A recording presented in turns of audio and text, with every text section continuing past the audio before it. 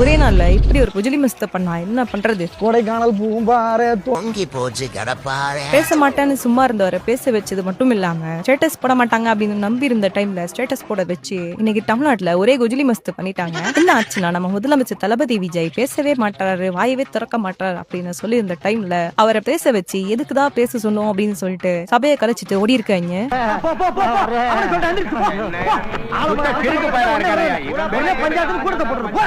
அதுவும் தளபதி ஸ்டைல்ல குட்டி கதை சொல்லதுதான் இன்னும் சமையலிட்டா போயிடுச்சு. உங்க அப்பா இங்கதான் இருப்பாருன்னு சொன்னாங்க, அதான் தேடிக்கிட்டு இருக்கேன். எங்க உங்க அப்பாவையே காணோம்.